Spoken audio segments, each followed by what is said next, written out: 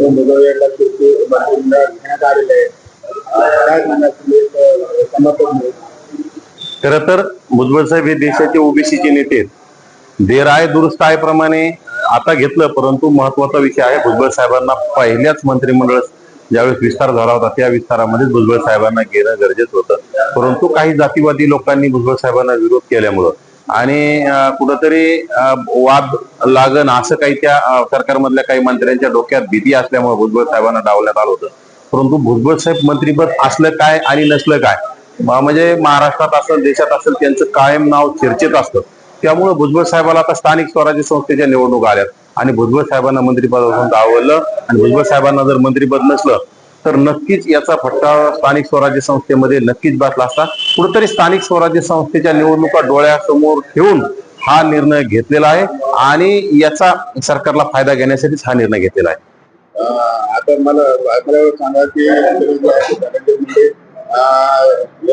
मंत्रिमंडळाचा राजीनामा केलाय, कुठेतरी ओबीसी चेहरा पाहिजे म्हणून घेतलंय का? ओबीसी चेहरा पाहिजे म्हणून जरी घेतला असेल, परंतु धनंजय मुंडे हे धनंजय मुंडे आहेत, त्यांना सुद्धा मंत्रिमंडळात घ्यावंच लागणार आहे. जोपर्यंत आता त्यांच्यावर आरोप आहेत आणि आरोप सिद्ध होणारच नाहीत, परंतु म्हणजे कसतरी फक्त आता या बालिस आणि बिंडोक लोकांनी त्यांच्यावर आरोप करायचे, जातीवाद करायचा आणि त्यांना टार्गेट करायचं, यामुळे कुठेतरी तात्पुरतं त्यांना मंत्रिमंडळाच्या बाहेर थांबावं लागलंय. आणि मंत्रिमंडळाच्या सध्या जरी बाहेर असले तर लवकरच आम्हाला असं वाटतं की 2-3 महिन्यात त्यांचे जे काय आरोप असतील ती चौकशी होऊन त्याच्यामध्ये काय निष्पन्न झालं की धनंजय मुंडे यांना सुद्धा मंत्रिमंडळात घ्यावं लागेल. कारण की ओबीसी चेहरा धनंजय मुंडे ओबीसी म्हणून धनंजय मुंडेचा चेहरा चालत नाही, ते त्यांचे कर्तृत्वाने त्यांच्या पद्धतीने आले. पण भुजबळ साहेब हे देशाचे ओबीसी नेते आहेत, म्हणजे भुजबळ साहेबांना मंत्रिपद दिलं म्हणून धनंजय मुंडेचं कटणार असा प्रश्न येऊ शकत नाही. कारण की भुजबळ साहेबांना मंत्रिपद दिलंय त्यांच्या कर्तृत्वामुळे दिलंय आणि धनंजय मुंडे यांना सुद्धा मंत्रिपद त्यांच्या कर्तृत्वामुळे द्यावंच लागणार आहे. तरच मुंडे साहेबांचे समर्थक असतील किंवा भुजबळ साहेबांसमोर दोनांनाही बॅलन्स ठेवणं राज्य सरकारचं कर्तव्य आणि ते नक्कीच राज्य सरकारमधले लोक करतील आणि केलं नाही तर त्याचा परिणाम नक्कीच राज्य सरकारला भोगावा लागेल ना. दुसरीकडे पाहिलं तर आता नाशिकच्या पालकमंत्र्याचा पेच निर्माण होता, पालकमंत्री कोणाला जाणार आहे काय होतं, सगळं विद्यमान मंत्री पालकमंत्रीपद भेटेल? खरं तर नाशिकचं पालकमंत्रीपद छगन भुजबळ साहेबालाच मिळवलं पाहिजे, कारण त्यांचा अनेक वर्षाचा प्रदीर्घ अनुभव आणि अनेक उपमुख्यमंत्रीपद असेल, अनेक महत्वाचे खाते गृह विभाग असेल, सगळे खाते त्यांनी चांगल्या प्रकारे सांभाळलेले. परंतु अनेक वेळा विनाकारण फक्त ओबीसी नेते असल्यामुळेच त्यांना टार्गेट करण्याचं काम बिंडोक आणि जातीवादी प्रस्थापित लोकांकडून होत आहे. आणि आता तर राज्यामध्ये निव्वळ अतिशय बिंडोक आणि गाढव असणारा माणसाकडे प्रस्थापित लोकांनी कुठेतरी नेतृत्व दिलेलं होतं. परंतु आता त्या लोकांना सुद्धा मराठा समाज हुशार आहे, त्यांना सुद्धा कळालंय की आपण बिंडोक माणसाच्या हातात नेतृत्व दिलंय. उठसूट भुजबळ साहेबावर आरोप, उठसूट भुजबळ साहेबावर काय टिंगल टावळ्या करायच्या, म्हणजे आपली लायकी काय आपली पात्रता काय हे बघायचं सोडून त्यांनी कुठंतरी भुजबळ साहेबावर टार्गेट करायचं.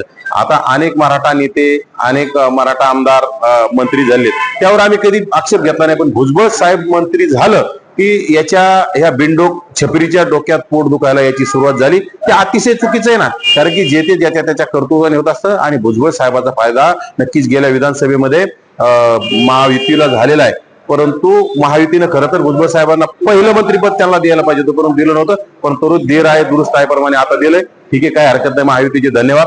परंतु येणाऱ्या काळात 2-3 महिन्यात धनंजय मुंडे यांना सुद्धा मंत्रिपद द्यावंच लागणार आहे.